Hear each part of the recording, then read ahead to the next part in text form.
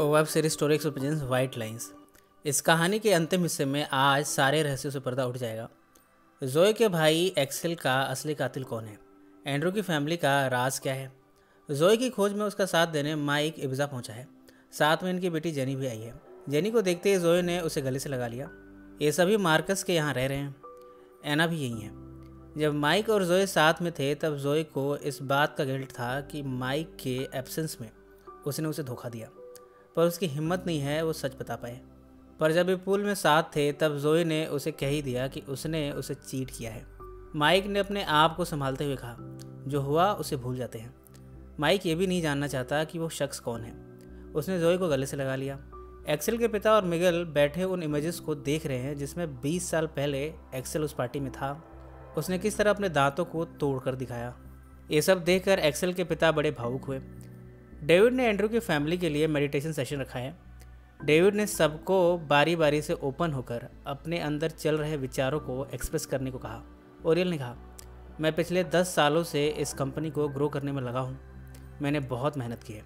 Casino की development मेरी देखरेख में हुई, पर फिर भी कीका को सीईओ बनाया जा रहा है। एंड्रू ने कहा, मैंने कीका को उसकी इंटेलिजेंस की वजह से नहीं बनाया। वो तो तुमसे कम काबिल है, पर उसमें एक चीज़ है जो तुम में नहीं है। ओरियल ने उस चीज़ के बारे में जानना चाहा। एंड्रू ने कहा, तुमने पूरी लाइफ संभोग के पीछे भागकर बिताई है। ये कमजोरी की निशानी है। तुम इस वजह से सेंटर ऑफ अट्रैक्शन कभी नहीं बन पाए। जब कीका सीईओ बनेगी तब वो इस कंपनी में सेंटर ऑफ अट्रैक्शन होगी। तुम तो बचपन में भी कीका के कपड़े पहनने की जिद करते थे। कॉन्चिटा ने कहा, ये सब बचपन की बातें हैं। इसके बेसिस पर इतना बड़ा फैसला कैसे लिया जा सकता है? यहाँ कीका ने भी कॉन्चिटा पर आरोप लगाते हुए कहा, आपने मेरे भाई को हमेशा प्रोटेक्शन देने का काम किया। वो समाज में खुल के चल ही नहीं पाया। पूरी लाइफ उसने आपके हुक्म की तामील की है। यहाँ तक कि आपके कहने पर उसने अपनी शादी तोड़ दी।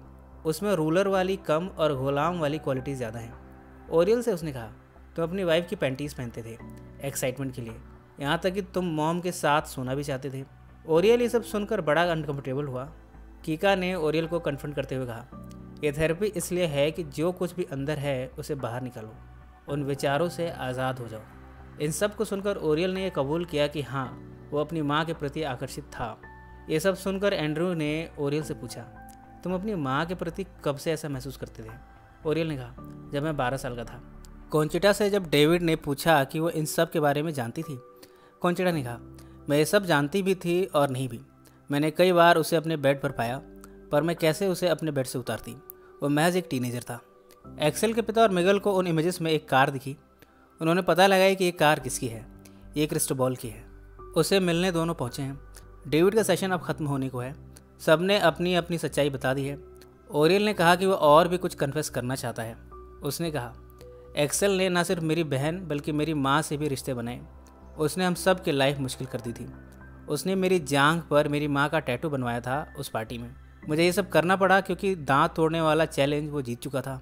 ऐसे में मुझे भी उसका चैलेंज एक्सेप्ट करना था। मैंने हेरोइन भी ली, पिल्स भी ली, वो सब कुछ जो मुझे ऑफ़र किया गया। क्रिस्टोबल की कार में एक्सेल के पिता को एक दांत मिला है। एक्सेल के पिता को यकीन है कि ये दांत एक्सेल का ही है। उन्होंने क्रिस्टोबल को मारना शुरू किया।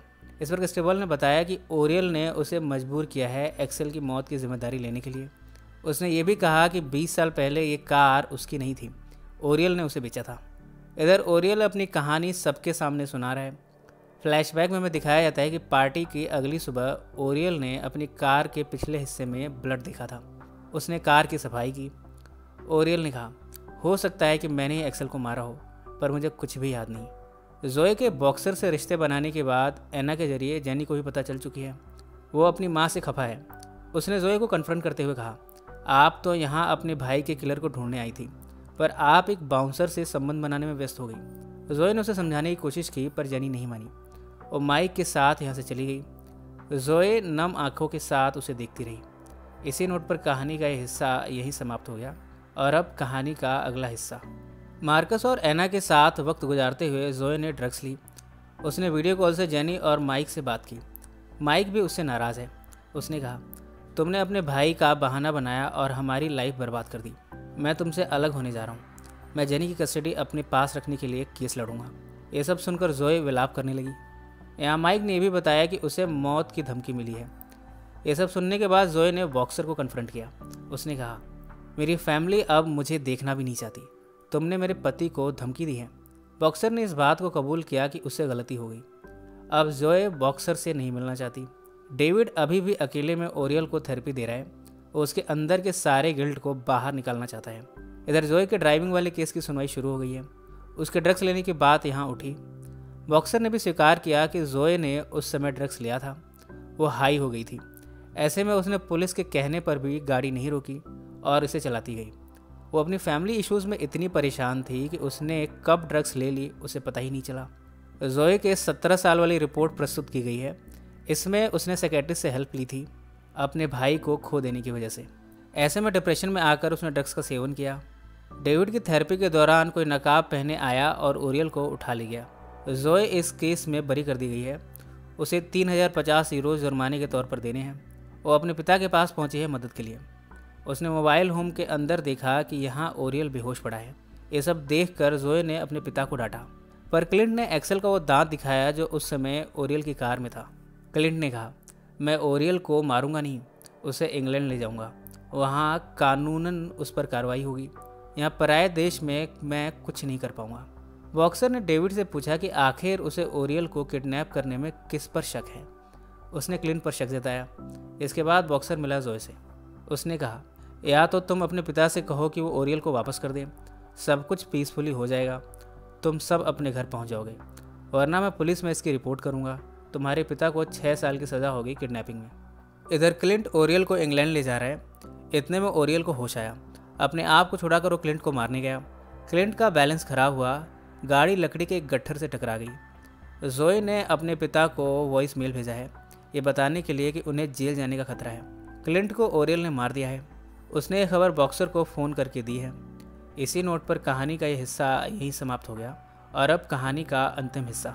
इस हिस्से की शुरुआत में हमें एक्सेल रोड के वाइट लाइंस पर मरा हुआ दिखाया जाता है, पर वास्तव में हुआ क्या था। कहानी 5 घंटे पीछे वहाँ जाती है जहाँ पार्टी चल रही थी। यहाँ एक्सेल ने अपनी परफॉर्मेंस दी। प्रेजेंट में बॉक्सर ओरियल के पास पहुँचा है। उसने क्लिंट को मार दिया है। गाड़ी जब लकड़ी से टकराई तब क्लिंट का फेस एक लकड़ी से टकराया और वो वहीं अपनी जान गंवा बैठा। क्लिंट के मौत की खबर जोए तक भी पहुंची है बॉक्सर के द्वारा। वो भी यहाँ पहुंची। अपने पिता की लाश पे उसने आंसू बहाए। ओरियल अपने पिता के पास पहुंचकर बता रहा है कि उसने क्लिंट को मार दिया है। अब उसे किसी चीज़ का डर नहीं। अब वो निडर हो चुका है। मिगल जब जोए से मिला तब उसने बताया कि तुम्हारे पिता को मारने का काम एंड्रू की फैमिली ने किया है। पुलिस के पहुंचने से पहले गाड़ी को अच्छे से क्लीन किया गया था जिससे कोई सबूत वहाँ ना रहे, और ये सफाई का काम बॉक्सर ने किया है। जोए ने बॉक्सर को कन्फ्रंट करना चाहा पर मिगल ने उसे रोका। उसने कहा, 20 साल पहले उसने तुम्हारे पिता को आइलैंड से फेंक दिया था और जब मैं और क्लिंट उस तक पहुंचने वाले थे तब उसने तुम्हें मार देने की धमकी दी थी, इसलिए तुम्हारे पिता को आइलैंड छोड़ना पड़ा। मिगल उसे समझा रहा है कि उसे वापस अपने घर चले जाना चाहिए। यहाँ इस आइलैंड पर और एंड्रू की फैमिली से उसे खतरा है। इधर कीका और मार्कस ने भी रिश्ते बना लिए हैं।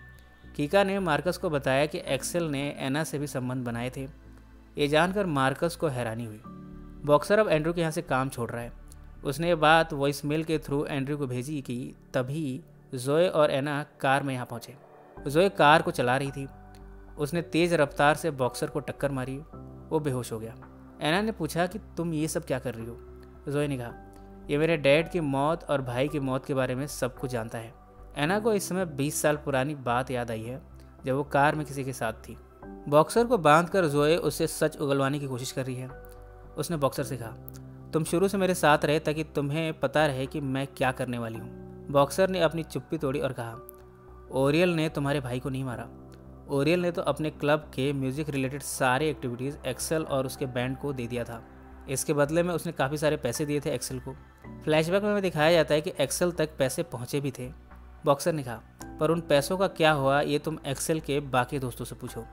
जोए ने एना की तरफ देखा। एना ने बताया कि उन पैसों को एक्सेल ने बॉनफायर में जला दिया था। वो खुश था कि उसने अपने दोस्त मार्कस की वाइफ एना यानी मुझसे संबंध बनाए थे। इस खुशी में उसने पैसों को जला दिया था। फ्लैशबैक में एना उस बॉनफायर के पास पहुंची जहां सारे पैसों को एक्सेल ने जलाया था। इतने में प्रेजेंट में एना के पास डेविड का फ़ोन आया। जोए ने फ़ोन छीन कर डेविड से कहा, क्या तुमने मेरे भाई को मारा था। डेविड जोए के बुलाने पर यहाँ आया। उसने कहा, मुझे कुछ नहीं मालूम, मैं तो अगली शाम को 5 बजे तक सो रहा था। इधर मार्कस को ड्रग्स डीलर्स के बॉस पकड़कर उस समंदर किनारे पर लाए हैं जहां उन रोमानियंस की बॉडी थी। यहाँ वो मार्कस से ड्रग्स ढूंढवा रहे हैं। जोए ने बॉक्सर के फेस पर चाकू की नोक लगाकर पूछा कि क्या उसने एक्सेल को मारा था। बॉक्सर ने भी इससे इनकार किया। इन सब के बाद एना ने कहा, जब तुम्हारे भाई ने सारे पैसे जला दिए तब मैंने उस पर गुस्सा जताया था, पर एक्सेल को इसका कोई अफसोस नहीं था।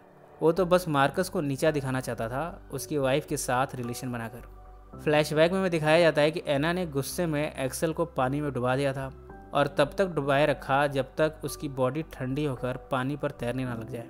इतने में यहाँ मार्कस आया। दोनों एक्सेल को कार में रखकर यहाँ से ले गए। रास्ते में जब इन्होंने कार रोकी तब एक्सेल को होश आ चुका था। वो कार से निकलकर रोड पर भागने लगा। मार्कस ने कार की रफ्तार से उसे रोड पर ही गिरा दिया। एक्सेल रेंगता हुआ चलने लगा। तभी एना ने उसकी गर्दन में वार करके उसे मार दिया। एना ने एक्सेल की लाश से माफ़ी मांगी ये सब करने के लिए। प्रेजेंट में भी एना ने जोए से अपने किए की माफ़ी मांगी और कहा कि नशे में वो हाई हो गई थी। उसे कुछ समझ नहीं आया कि उसने कब क्या कर दिया। कुछ समय बाद एना ने जॉर्ज से शादी कर ली, पर उसके चेहरे के भाव बता रहे हैं कि उसे एक्सेल की जान लेने का गिल्ट है।